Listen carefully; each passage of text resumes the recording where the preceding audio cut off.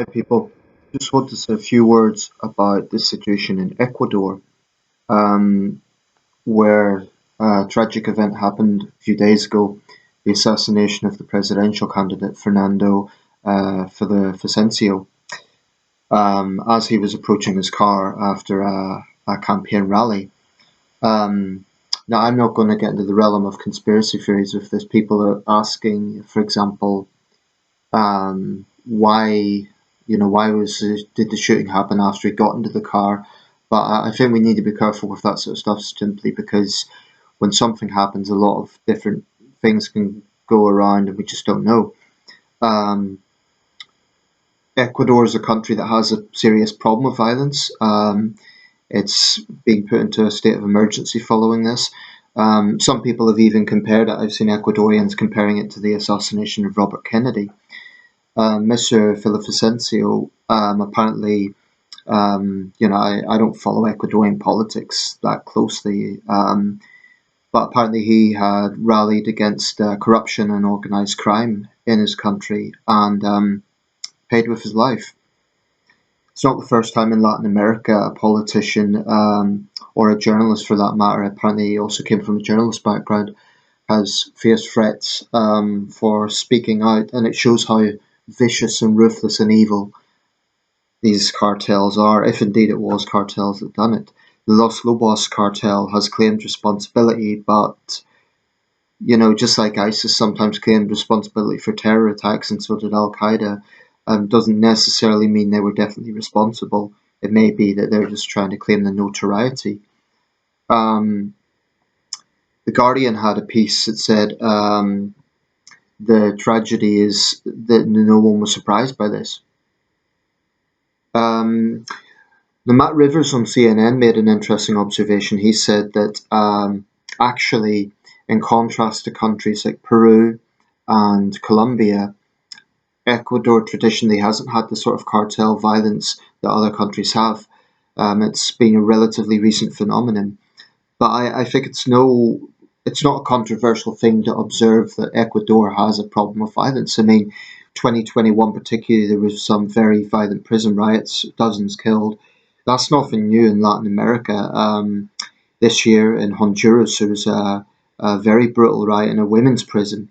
Um, Very often this overlaps with cartel rivalries, and not overlaps, that's a major component of it. But it's just extreme violence. And often these countries, the sort of crime levels, it may as well be a war zone. Um, in Ecuador, President Lasso has said that the election will go ahead. He's condemned it. There's been response from around the world. The United States Congress has condemned it. The European Union has condemned it. But it's an awful thing that this man, this courageous man, you know, paid with his life for speaking out against these thugs. Um, Now, if we look at across the Americas, in fact, if you look at the world's 10 most violent countries for crime rates, 8 or 9 of them are in the Americas. The outliers is South Africa and I forget the other country that lies outside, but almost universally, the most violent countries in the world in terms of crime levels are in the Americas. Um, so I don't know if there's a hemispheric issue there with the drug trafficking. There's drug problems in other parts of the world. I don't know what it is specifically about Latin America, why there is such high crime. I'm not saying it's unique to that part of the world. Certainly in the former Soviet Union, in Southeast Asia, there's crime all over the world. But that level of crime, it's almost like war zone levels. It's I imagine for someone growing up in the streets of, say, San Pedro Sula, Honduras, it may as well be like growing up in Aleppo or Bakhmut, or Mogadishu, because the violence is so extreme. And I think it's just that there's a level of desensitization. This is not to be, to say that people don't care. Clearly, there are people who care. And I think, to be a journalist or a politician in these countries is, to take a real risk. But the corruption is endemic, and I hope that if anything comes out of this, it could be some sort of unification on the political front. I mean, yes, it's a presidential campaign. There's going to be different policy positions as a function of democracy should have. But these cartels, they really are as evil and sadistic as terrorist groups. And I think there's a whole legal realm about designating criminal gangs as terrorist organizations. I mean, on the surface, it's a no-brainer because they're just as vicious and violent as terrorist groups, and as desensitized to human life. But it gets into a whole realm. I know when respective U.S. presidents, particularly Trump, tried to designate MS-13 a terrorist group, Mexico and other countries pushed back from that because it gets into other implications, which are very, very complex, actually. I think there will be many people in Ecuador who will favour a very, very hardline approach to crime, particularly in the wake of this tragedy. And I think a lot of people in Latin America look at El Salvador. Now, El Salvador is a country that's been plagued by very, very high homicide rate. It's probably just as violent as it was during its civil war.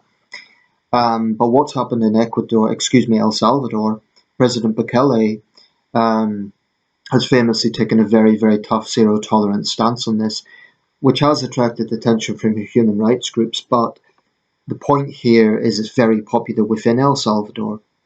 Now, I think outsiders need to be respectful insofar as it's all very well saying, well, the prison systems in these countries are basically like human battery farms.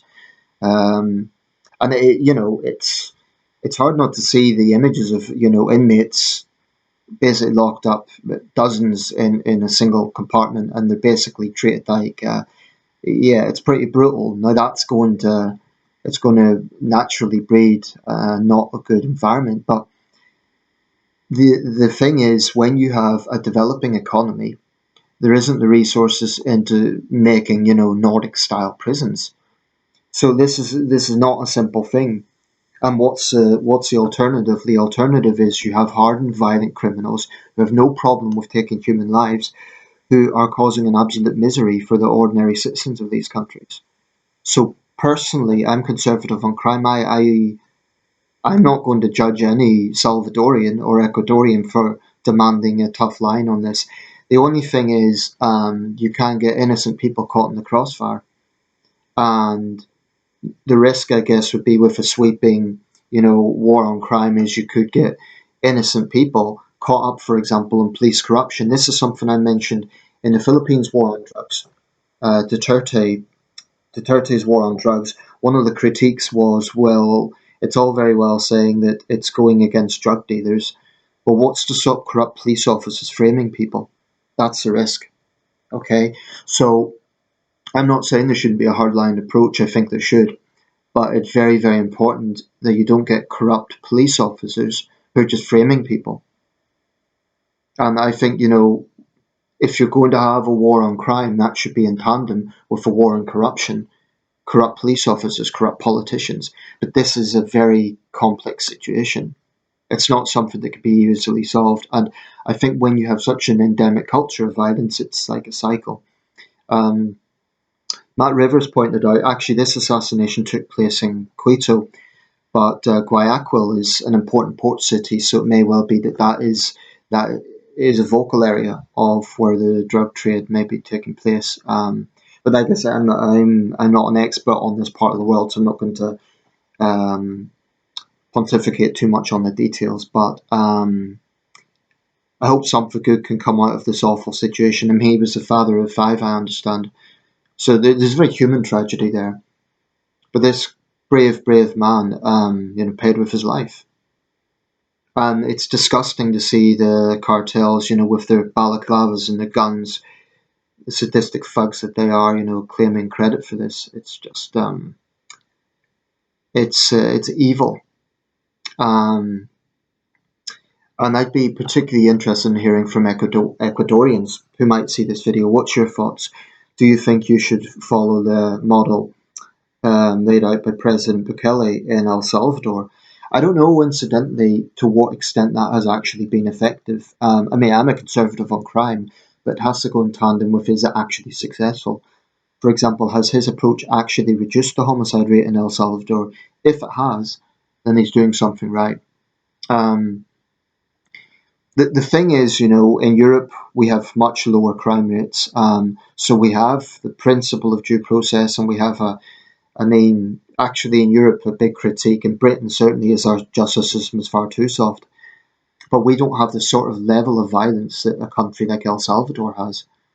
I mean, actually, Britain has one of the lowest homicide rates in the world, and that may surprise many of my fellow Britons, but it's true. If you look at international rankings, that is actually true.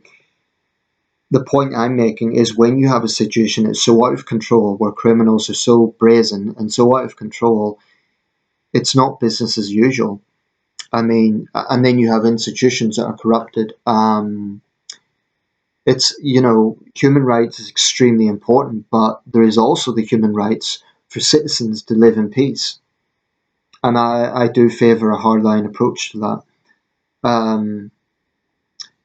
Having said that, where you have an overcrowded prison system, that in itself actually doesn't necessarily solve the crime problem, because if you have overcrowded prisons and you have prison violence, then it's going to be a cycle within the system. Now, it may well be that people don't care about what happens to criminals killing each other. The problem, though, is if you have a prison system that's out of control, rather than police guards and so on, that in itself says that the system is broken, and then you have the criminals who are calling the shots. They're killing other inmates, and it's a brutal situation. Um, and I don't say that there's any easy solution to this, but I hope in Ecuador there is at least some sort of unified political front. Britain's not alien to political violence. We had the murder of David Amos 2 years ago. Um, and what happened in Britain was, there was universal condemnation across the political board, and MPs came together, parliamentarians came together. The issue there was potentially an Islamist attack. Social media was blamed, but that was potentially an Islamist attack. Now, in the case of Ecuador, it's obviously almost certainly cartel linked. Um, anyway, I'll round this up. If you are Ecuadorian, um, I sympathise. I sympathise with you. I sympathise with the situation. Um, but what do you think should be the solution? I mean, I'm an outsider. I'm not telling anyone what to think. But what do you think should be the solution? All I would say as an observer is, it's obviously critical that something is done about this, because it's out of hand. But it's not a new thing. It's not like something that's just happened. The issues are probably deeply ingrained. I think there should be zero tolerance towards cartels, and I think cleaning up corruption should be part of that. So if there is any sort of honour to Mr. Villavicencio's legacy, it should be to honour his campaign work against organised crime, against corruption. If nothing changes, then he's died in vain. Um, and he's not the first person. Apparently, there was also a mayor assassinated last month. Um,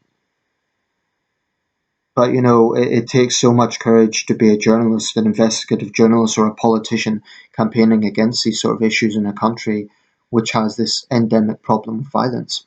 Um, and I just hope that something good can come out of it.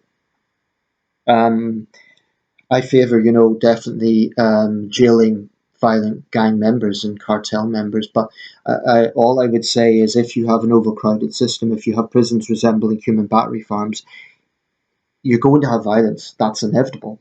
So unless you have a zero tolerance within the prison system, and I think this has been what's adopted in El Salvador, then that's going to continue the problem anyway. So it's just a quick fix, throwing the criminals in prison. There needs to be a situation where the criminals are not taking over in the prison system. Now, that's easy for me to say, because this is an endemic problem, but I think that is definitely one of the things to look at.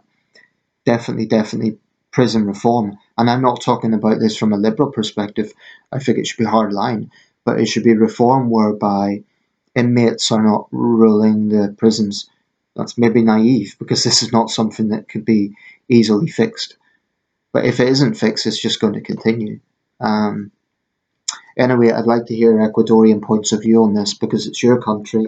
I'm an outsider.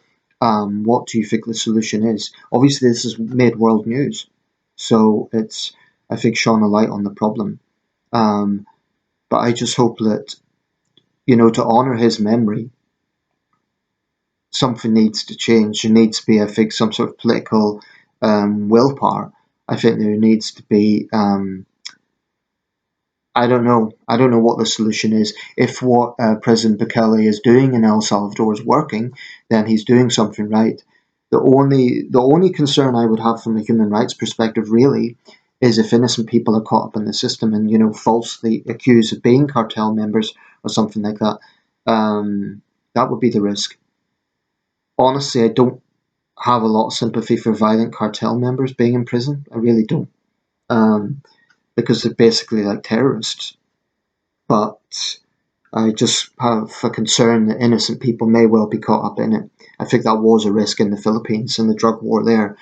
Duterte and Marcos have taken a very hard line, but there's almost certainly evidence that innocent people were killed in the crossfire between police and gangs. Anyway, let me know your thoughts. Final word I'll say, these cartels, traffic and drugs. Anyone that thinks that drugs don't bring evil on this world, I mean, there may be arguments about legalization, but this is the poison that drugs cause. Absolute poison. It's like a virus on society. And, it's innocent Ecuadorians who are paying the price. And it is what it is. Let me know your thoughts.